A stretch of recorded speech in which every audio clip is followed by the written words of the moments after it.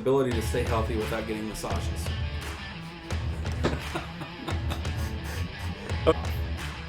and hopefully he will. But here's the rub. Here's the rub. Sorry, folks. I did that on purpose. I think he could come up short this year. The rub's with Deshaun because there's too much Chubb.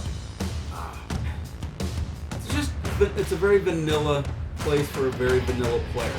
I'm going to go with Mark Bravo. Technical reference. Yes. All right, so welcome back. So now we're going to go with the Tier 4, which are QB2s. Yeah, so again, at this point, these guys are all lumped in the same tier. And it's not going to break my heart if somebody wants to go out and adjust and have their own rankings. You should be doing that anyway. But I'm looking once again for consistency.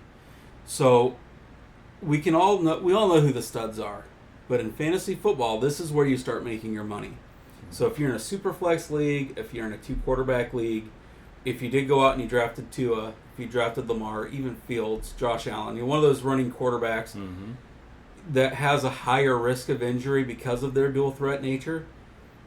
To me, it's imperative. I don't like to draft 2 quarterbacks, but if I have one of those guys, I'm probably going to go ahead and do that, right? Just because there is more inherent risk.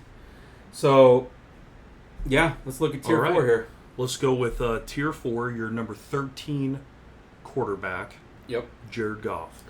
Yeah, so last year, Jared Goff, he had a top 10 finish. He finished the season as QB8. Another one of those surprises. So if you're catching the theme here, we have Geno Smith, who is a surprise. Kirk Cousins, who is a surprise. Jared Goff, who's a surprise. These guys all finished as top 12 quarterbacks. So in my mind, quarterback ones last year. Now, I do slide Jared Goff down a little bit this year. Okay? And I've got a reason for that, and we're going to discuss that. So, he still has Amon-Ra St. Brown, who is a stud wide receiver. One of my favorites in the NFL. They go out and they bring in Marvin Jones. They bring him back to Detroit. Remember he started out in Cincy, went to Detroit for several years.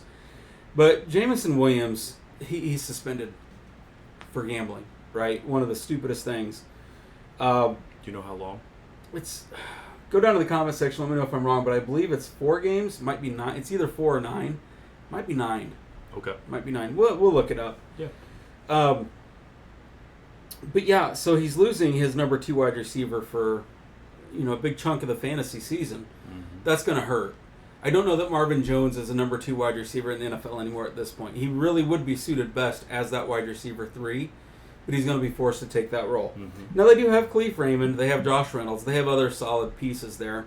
They have a fantastic offensive line, maybe the best in the NFL, to protect Goff.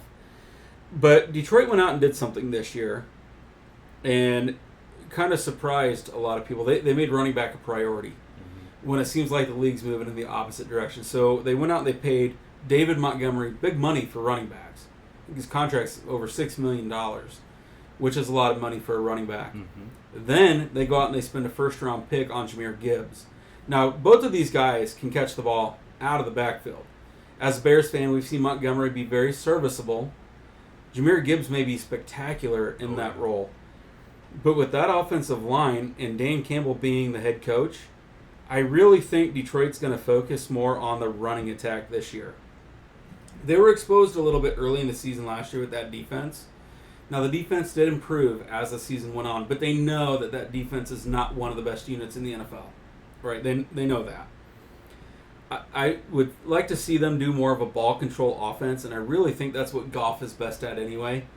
Yep. When his best years with the Rams, he wasn't one of those guys chucking the ball all over the field. He had guys like Cooper Kupp and Robert Woods who were more your possession receivers. I'm not saying he's a game manager, but in this offense, I don't think he's going to need to be any more than that. But I'll take that consistency, especially at my QB2, especially when you have guys like Amon-Ra St. Brown who are a stud, Jahmyr Gibbs who could light it up. I mean, Jahmyr Gibbs could take one of those 4-yard little dump downs and take it 90 yards down the field. Absolutely. And Jared Goff's going to get credit for that, right? So I don't think that Jared Goff is going to finish this year as a QB1 because I don't think he's going to have to in that offense. But I will take his consistency and the safety that he gives you as a quarterback too, and as my number 1 QB2, my 13th overall quarterback. Okay. Your number 14 overall in your tier 4, in your QB2s, you have Dak Prescott. Tell me about Dak. Okay, so Dak is one of those guys that everybody every year says, "Oh, we just don't understand why he doesn't get more respect." Oh, Dak is so much better than this. He's a top 5 quarterback. Well, last year he finished as quarterback number 18. So by moving him up to quarterback number 14 overall, I'm actually moving him up 4 spots from where he finished last year. There's no doubt that when Dak is on his game, he's fantastic. He can put up points. The problem with Dak is that consistency that I crave, that I love, it's not there. Dak may go out one week and throw 3 touchdowns. He may go out the next week and throw 3 interceptions. Or have 3 turnovers. Maybe they're fumbles. That just drives me absolutely bananas. I did move him up 4 spots, though, because Dallas did go out and they brought in Brandon Cooks. So now they have Brandon Cooks as their wide receiver 2, bumping Michael Gallup as wide receiver number 3. They did lose Dalton Schultz, and I think that's going to hurt. Dalton Schultz was kind of that red zone safety. I'm going to find him. Brandon Cooks is not that guy. He doesn't have that kind of stature to be able to do that. Tony Pollard is the new RB1, very capable as a pass catcher out of the backfield. Absolutely dynamite. Can score from anywhere on the field. So he's another one of those guys like Jahmyr Gibbs that can catch a 4-yard pass, take it 90 yards, and now Dak's getting credit for it, right? When it's all Pollard. But the one thing that I think you're going to see more of Dak doing this year is maybe running the ball more in the red zone because they did lose Zeke Elliott. Yeah. So with Elliott being gone, I think you may see Dak be more active in that run game, specifically in the red zone. Well, and if you want to be really specific, within the 5-yard line.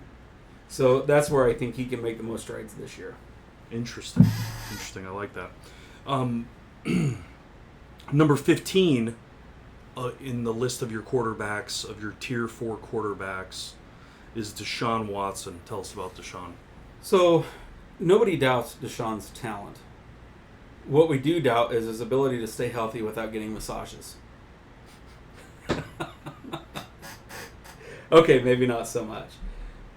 But that I have no doubt that he will get plenty of massages. That he will seek. That penchant for getting massages, that desire for massages, cost him a lot of time last year. Cost him 12 games. They should have somebody designated to be on his messages on IG. Yeah, Cleveland, if you're listening to this, I'm sure you've already got Make sure to step into his DMs. They probably have Keep an eye on those. A security guy assigned just to him, just right? to the DMs. A private detective that's just going to... But, when you look at Deshaun, he missed basically a year and 12 games because he held out the year prior. Then he was suspended for 12 games. When he came back last season at the end of the year, he didn't look that sharp. No. Now, he's going to have an entire offseason to knock that rust off. And hopefully he will. He's got to get the rust off. Got to get the rust off. Got to get the rust off. Got to work that rust out. So, my issue with Deshaun is he's got the talent. He's got the talent to be a top 5 quarterback. But here's the rub. Here's the rub. They're going to be a run-first team with Nick Chubb. Sorry, folks. I did that on purpose. So, they're going to be a run-first team with Nick Chubb. And they like Chubby. They like him a lot. So, I don't have faith that, despite his talent in the past, I don't have faith that Deshaun is that guy anymore. I think he could come up short this year. I don't see him being... So is the rub with Chubb, or is it with Deshaun then? The rub's with Deshaun. Okay. The rub's with Deshaun because there's too much Chubb. Ah, yes. So... In Cleveland. With the Browns. So, for me... All right. Yeah, for me, the talent makes him a quarterback, too, with the uncertainty. Yeah, number 15. All right. Can't move him any higher. And number 16 on your list of your tier 4 quarterbacks is Derek Carr. Tell us about Derek. Yeah, so, kind of ranking him right there smack dab in the middle, because there's 32 starting quarterbacks in the NFL. Having him in the middle, just doesn't it feel right? We always feel like he's pretty consistent. He's not spectacular. Every year we say, Derek Carr is going to be a top 10 quarterback this year. He's got top 5 potential. Never lives up to it. But he's also never so far down the list that he's not serviceable, right? So now he's going to the Saints.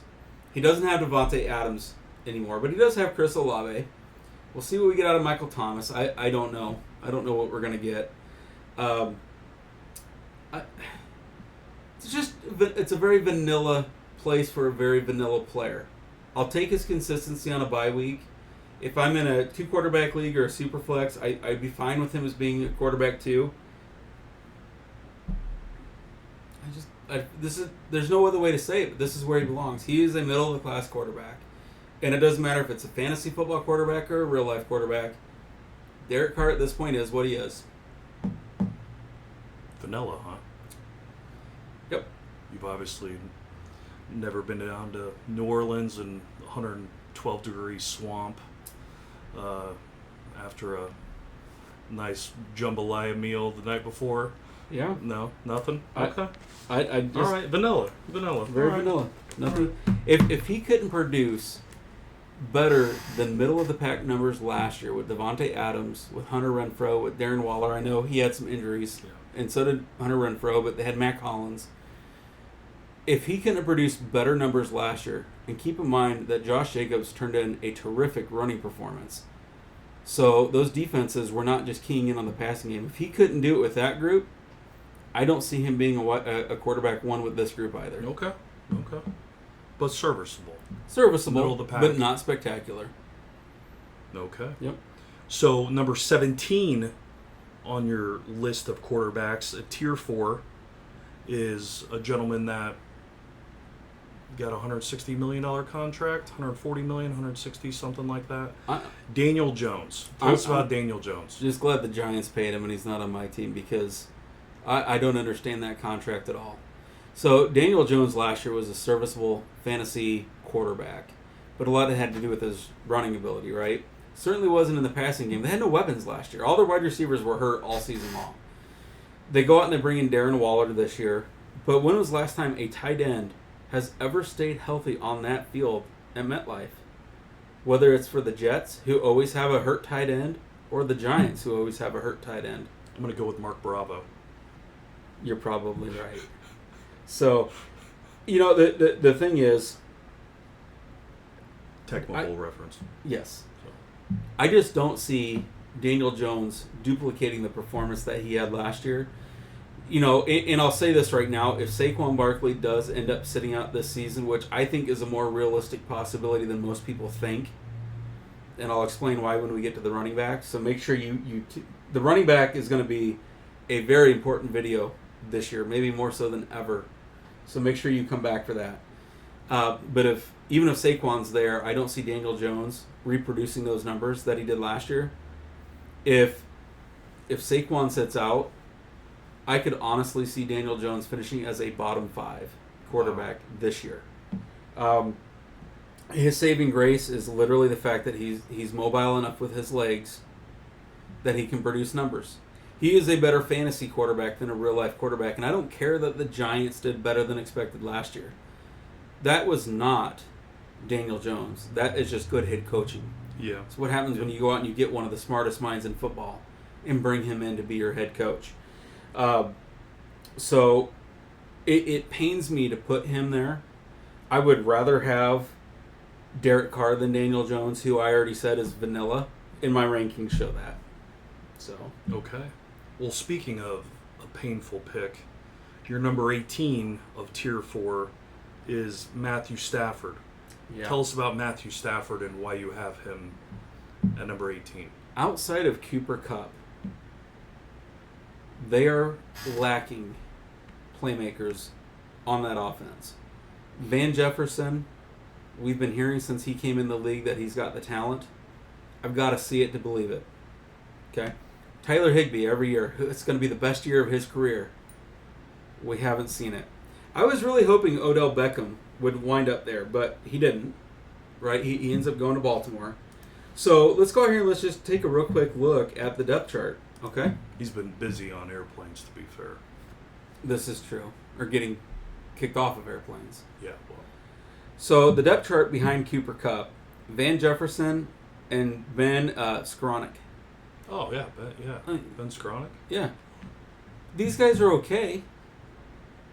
They're not. They're not. This is gonna sound terrible. Who else? Tutu Atwell, Demarcus Robinson, Puka Nakua. Oh, Puka. Yeah, Puka. Yeah. You know Puka. Yeah. So, I feel really bad because our buddy Mike is the new OC there. It's gonna take a miracle. It's gonna take an absolute miracle for this offense, I think, to do much. Because when you look at the running game, they have Cam Akers and Sony Michel. Darrell Henderson is gone. Cam Akers has been a perennial disappointment. Sony Michel, another perennial disappointment. Tell me that those defenses aren't just going to key in on Matthew Stafford and Cooper Kupp. I'm just not seeing it this year. Okay. All right. Nope, just not seeing it. Speaking of not seeing it, you have a Hall of Famer at number 19. Of your Tier 4 quarterbacks, number 19, Russell Wilson. Tell us why Russell Wilson does not deserve to be in the NFL anymore. So it is hard to have faith in Wilson. We saw last year he had the weapons, right? He had Cortland Sutton, he had Jerry Jeudy, he had Tim Patrick. They had weapons all over the place. Javonte Williams did go down, but Denver has always had a serviceable backup. Melvin Gordon played well. They brought in other guys that could perform. Nathaniel Hackett got, I think, way too much grief for what happened in Denver last year. Because like we just said, we've seen him do well. He's had MVP quarterbacks. Granted it was Aaron Rodgers, but if we're putting Russell Wilson up there as a Hall of Fame quarterback, you don't expect to see what you saw last year. No. And there were a lot of reports coming out that says that, he's got his own office at their headquarters, and he's checked out. And you see the videos and the pictures from the sidelines where he's not even paying attention when the players are coming up trying to talk to him to try to figure things out. Now, that's a problem. You're supposed to be a leader of men as a quarterback, right? And he was basically tuning them out. Now, how much respect do you think he's going to command? And you have to have that at quarterback. So listen to this. They have Jerry Jeudy, Cortland Sutton, Tim Patrick, KJ Hamler, Marquez Callaway. Remember Callaway? We've talked about him in the past. They've got weapons. There's no reason for the finish that he had last year. Mm-hmm. No reason. The only reason I haven't completely given up on him is Sean Payton is the new head coach. Mm-hmm. And I have faith in Sean Payton, even if I don't necessarily have much faith left in Russell Wilson. Okay. So that's why you see Russell Wilson as still a quarterback 2 rather than even further down in tier 5. Wow. And that's the only reason. Okay. That's the only reason. Because I don't care how physically talented a quarterback is, if their heart and their mind aren't into it. That is true. At that position, they are not going to succeed. Mm-hmm. And if the quarterback hasn't bought in, what makes you think anybody else on the offense has? Yeah. So I think how quickly Russell Wilson went into obscurity last year, mm-hmm. my money would be on that he will come out of that with Sean Payton. I hope for Russell's sake that you are correct, but there were signs when he was still in Seattle.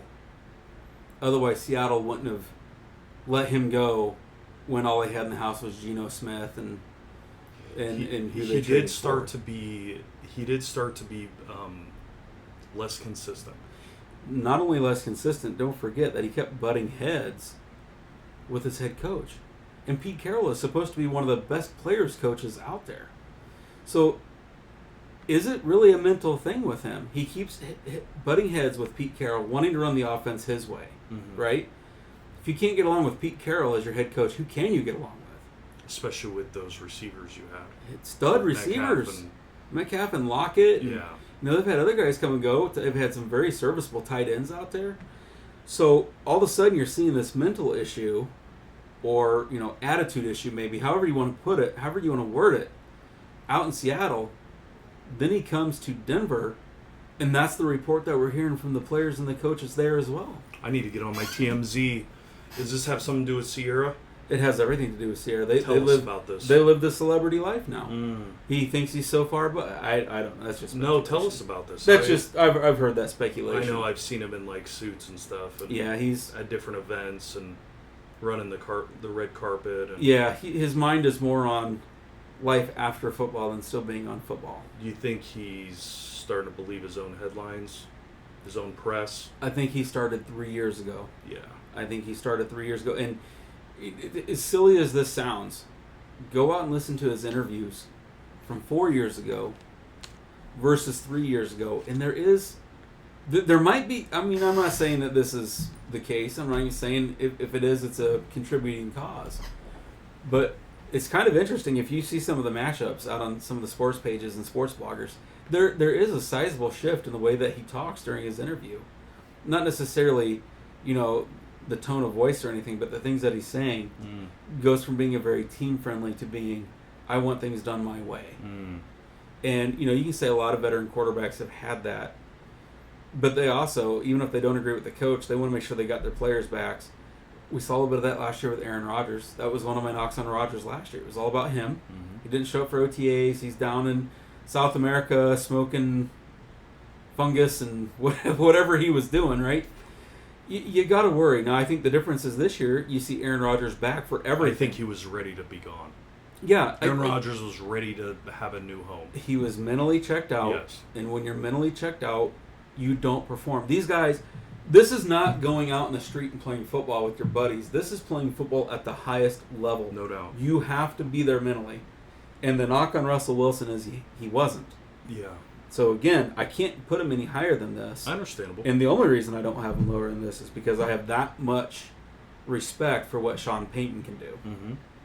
Number 20 on your list of Tier 4 quarterbacks is Bryce Young.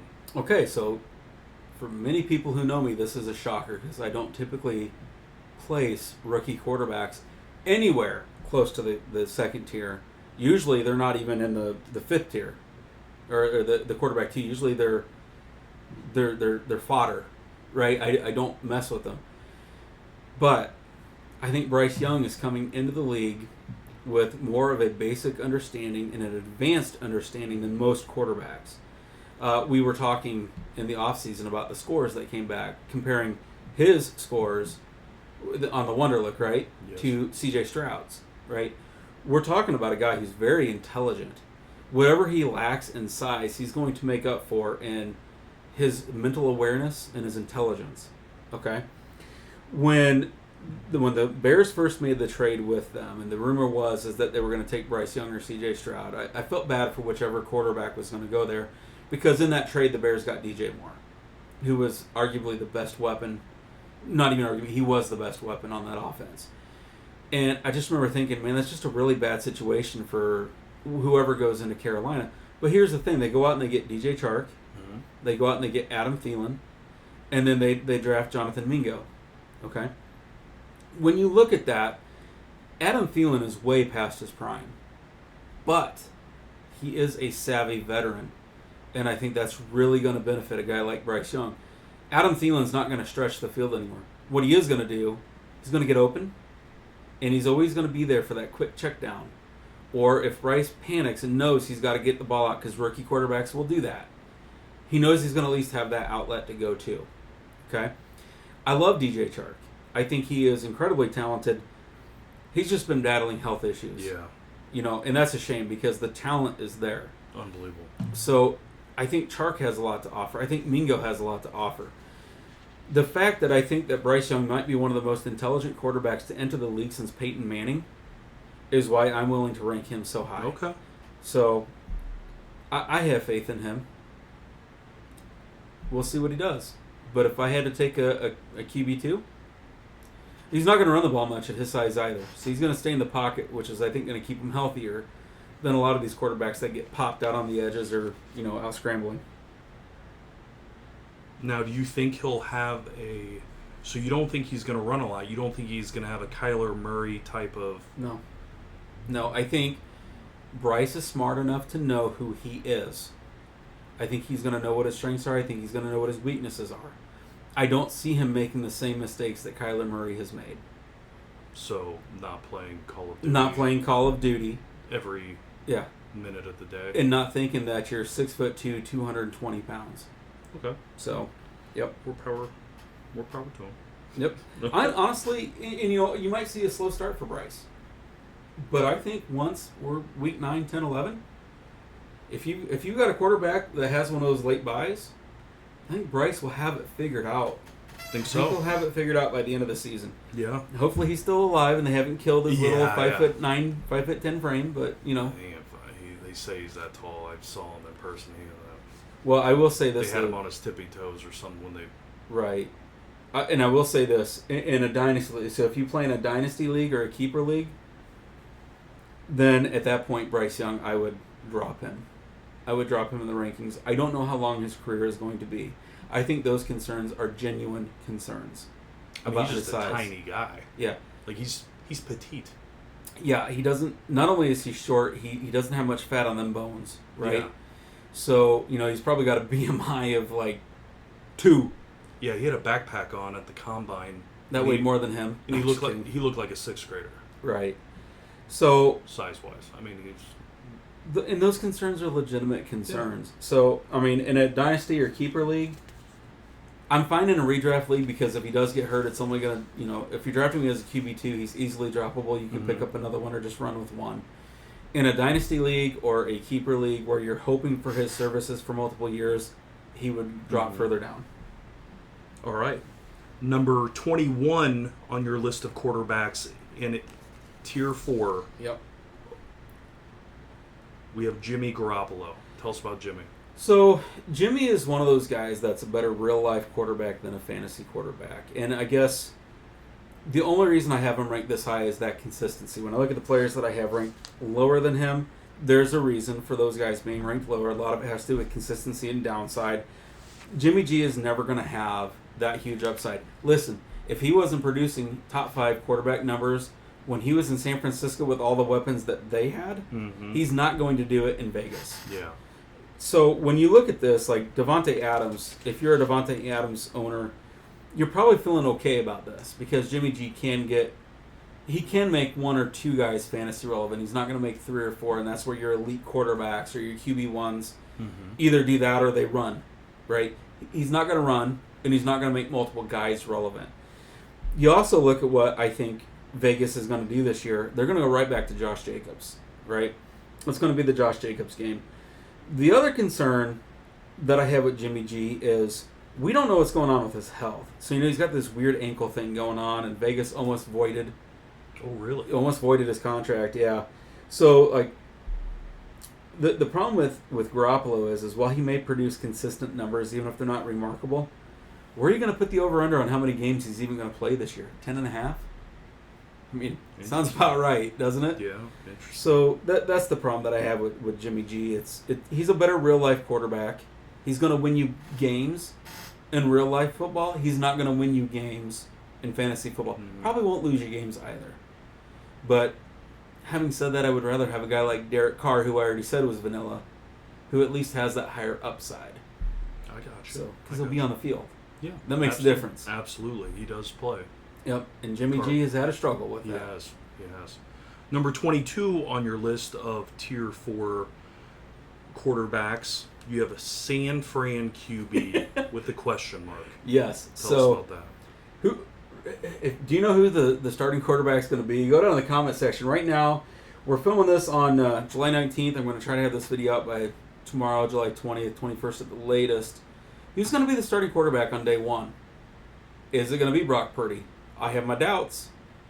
Is it going to be Trey Lance that they traded, 2 or 3 number 1 first-round picks to move up and get? I have my doubts. Is it going to be Sam Darnold? I have my doubts. Literally, this could be a quarterback carousel for San Fran. I will say whoever is going to play is going to be solid, will be relevant, will be a quarterback 2, a guy that you can play in a super flex league, 2 quarterback leagues. From a fantasy perspective, if Trey Lance ends up getting the start, this will go up more than if any other quarterbacks. And I put right in my notes that this one's going to change. We just need to know who. We don't have enough information to rank that. I have faith in saying that whoever starts at this point is going to be higher than the rest of the guys on this list. Doesn't matter who it is. Throw in Sam Darnold. I think if Sam Darnold's the quarterback in San Fran, he's going to be higher than the rest of these guys. Doesn't mean I love Sam Darnold. I love Shanahan. Yeah. Kyle's a genius. He knows how to scheme wide receivers open. Knows how to call a game. Brock Purdy was Mr. Irrelevant and all of a sudden became a hero. They probably would have won the Super Bowl if he hadn't gotten hurt. With a 7th-round quarterback that didn't even... Rookie 7th-round quarterback that... I mean, I think Trey Lance has the most upside because those rushing yards count. I think Brock Purdy has the higher floor than the rest of them. We just don't have enough information. But I would take any of those guys. It doesn't matter which one of those three it is. I would take any of those guys at this point than any of the guys afterwards because of Shanahan. All right.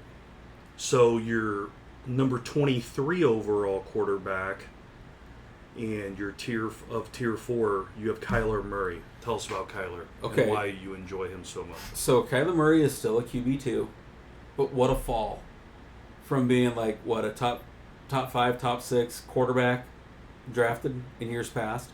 You want to read the note that I put on there for me, Joe? Would you be willing to read that note?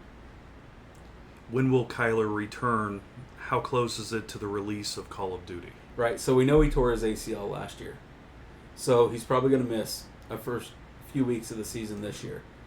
If his return to the field coincides with the Call of Duty, we may not get a single good game out of Kyler this year.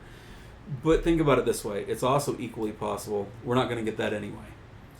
Kyler Murray's strength has always been running the ball. He's coming back from an ACL tear. Now, guys do heal from that. They do. But Kyler's different than most NFL players. He plays quarterback. He's not the biggest guy out there, right? If Kyler has to turn into just being a pure pocket passer, he'll be out of the league in the next 1.5 to 2 years. It's not what he does best, right? He's a scrambler. He's an improviser. He can't be a pocket passer. If he can't run and he can't pocket pass, he's done. So, but the upside is there. But the upside is there because, again, guys do heal from this. Of course. So this is not a consistency pick. This is an upside putting him here. If you're drafting Kyler Murray, you're drafting him knowing that he's probably going to miss the first few weeks of the season. Okay. And you don't know what you're going to get. You're just hoping for that upside. Yeah. But and you need to find out when the release date of Call of Duty And you need to find out when that is, because if it coincides with his return, he's untouchable. Just the way to... We're getting to the point now where we have to have guys in this tier, right? We need 24 guys to round out, the top starters and then the top backups. But we're getting to the point now where when you look at these guys, we're not seeing much in the way of consistency anymore. So at this point, we're pivoting. Somebody has to fill that role. We have to have a warm body in that spot. And if none of them are consistent, we're just going to go with upside. So this literally, number 23, the second to last QB2 on the list, we've pivoted from consistency to we're just going to throw a dart and hope that this guy's upside materializes. Speaking of that, number 24 of tier 4 QB2, you have a guy that's, never played before. But he has a lot of upside. Potential. Jordan Love. Yep. Tell us about Jordan Love. So, I'm not sold on Jordan Love, which is why he's so low. But when you look at the weapons that he has, Christian Watson really flashed last year. We know that Romeo Doubs can be a stud when the ball is put in his hands. Mm-hmm. He still has Aaron Jones, who can catch the ball out of the backfield. Probably one of the top 5 running backs in the league at catching the ball out of the backfield. They have a very good offensive line, and I'm still not sold on that defense. I know everybody loves the Packers defense, but they were a bottom of the pack, pun intended, defense last year. You can say all you want about how good their secondary is. It probably should be, but last year it wasn't. So they're going to be playing from behind a lot, or they're going to be in a lot of high-scoring events. Jordan Love is on this list because he does have weapons to throw to. He's got a good offensive line, and that defense is just bad enough that they'll never be able to coast. Yeah, they're super aggressive against athletic trainers, though. They love taking out athletic trainers, especially when they're out on the field trying to help somebody. Yes. Right after tragedy strikes. Absolutely. Just a couple Georgia teammates doing what's best. Doing Georgia things. All right, number 25.